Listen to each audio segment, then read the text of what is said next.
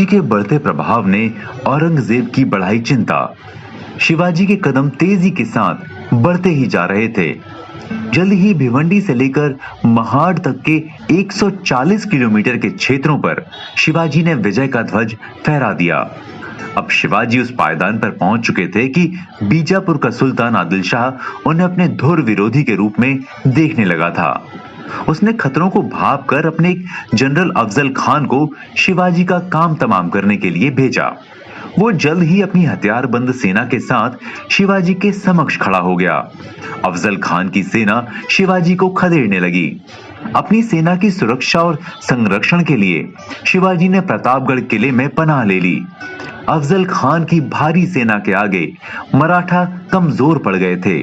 यही कारण था कि शिवाजी के कुछ सलाहकारों ने उन्हें अफजल खान से समझौते करने पर आमादा किया, जिससे शिवाजी ने साफ इनकार कर दिया।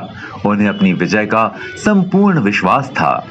ये इनकार भी ऐसे नहीं था। शिवाजी के पास एक कुशल रणनीति थी जो पूरी तरह से उनकी बहादुरी, शौर्य और पराक्रम पर टिकी हुई थी। वे हथियार नहीं डालना चाहते थे। उन्होंने अपने दुश्मनों के सामने झुकने का हुनर कहीं सीखा ही नहीं था। लेकिन एक खास रणनीति के तहत उन्होंने ये कहना शुरू कर दिया था कि अफजल खान जैसे चालाक और चतुर सेनापति से वो मुकाबला नहीं कर सकते और उसके सामने हथियार डालने वाले हैं, बशर्ते कि उनके प्राण बख्श दिए जाएं। शीघ्र ही ये खबर अफजल खान तक पहुंच गई और मराठाओं की हालत देखकर उसे इस बात पर विश्वास हो गया था कि शिवाजी वाकई अब मुगलों से मुकाबले का विचार छोड़कर हथियार डालने पर मजबूर हो चुके हैं। अफजल खान ने फौरन कृष्णाजी भास्कर नामी एक दूत को शिवाजी के पास इस संदेश के साथ भेजा कि उनके पिता शाहजी भोंसले उनके साथ एक खास दोस्त और सहयोगी की हैसियत से रहे हैं और मुगलों की मंशा उन्हें आदिल शाही सल्तनत से जोड़ने की है। ये इसलिए कहा गया था कि उस समय बीजापुर और मुगलों में संधि हो गई थी। शिवाजी तो चाहते ही यही थे। शिवाजी के लिए खुल गया एक नया रास्ता। गोपीनाथ ने शिवाजी के लिए एक नया रास्ता खोल दिया था। शिवाजी उससे मिले और उसे धन और राष्ट्रीय भावनाओं से अपने पाले में खड़ा करने में सफल हो गए। मशहूर है कि गोपीनाथ ने शिवाजी से उसी स्थान पर मुगलों को सबक सिखाने और अफजल खान को ठिकाने लगाने का दृढ़ संकल्प लिया। कहते हैं कि जंग और प्यार में सब जायज है। इसी कहावत को ही शायद शिवाजी ने उस वक्त काम में ला दिया था।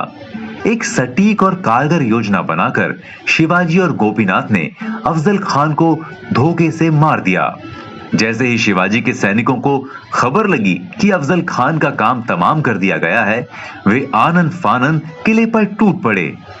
वैसे तो एक बड़े जनरल का सफाया करने के बाद शिवाजी का कद और अधिक ऊंचा हो गया था, लेकिन अगली चुनौती भी उनके सामने जल्द ही मुगल राज्यपाल शाइस्ता खान के रूप में मुंह फाड़े खड़ी नजर आई। शाइस्ता खान रिश्ते में औरंगजेब का मामा लगता था। ये वही शाइस्ता खान था जिसने पुणे के लाल महल पर अपना कब्जा जमा लिया था।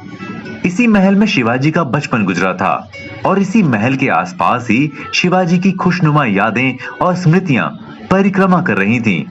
शिवाजी इस महल पर कब्जे की आखिर कैसे ना सोचते। बिखर रहा था हिंदवी साम्राज्य का सपना। शिवाजी ने बचपन से जिस स्वराज और हिंदवी साम्राज्य का सपना देखा था, वो धीरे धीरे अब चकनाचूर होने लगा था। इस सपने को साकार करने में शाइस्ता खान बहुत बड़ी बाधा थी।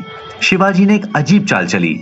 पुणे के भीतर किसी भी मराठी नागरिक के आने पर प्रतिबंध लगा दिया था।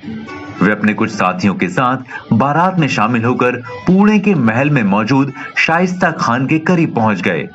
शाइस्ता खान ने घबराहट में भागकर जब एक कमरे में पनाह ली तो शिवाजी के सैनिकों ने उस पर हमला कर दिया, जिसमें उसकी उंगलियां कट गईं।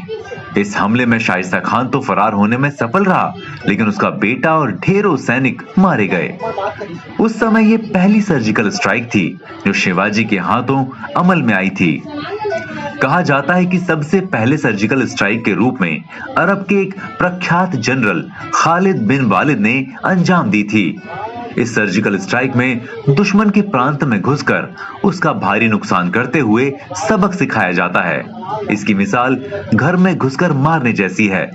ये एक ऐसी मजबूत सैन्य व्यवस्था जहां तकरीबन 1.5 लाख मुगल सैनिक अपने राज्य की सुरक्षा की दृष्टि से तैनात किए हों और उनके प्रांतों में घुसकर दुश्मन को मारकर सकुशल वापस लौटाना वाकई चतुराई और आदम्य साहस का काम है। इस तरह शिवाजी महाराज भारत के उन प्रथम शासक के रूप में मशहूर हैं जिन्होंने अपने शत्रुओं को सबक सिखाने के लिए कुशलता पूर्वक सर्जिकल स्ट्राइक जैसा साहसिक कारनामा अंजाम दिया था।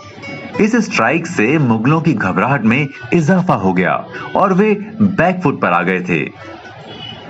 मुगलों के प्रमुख व्यापारिक नगर सूरत पर कब्जा। शिवाजी की सर्जिकल स्ट्राइक रंग ले आई, जिसमें सफल होने के बाद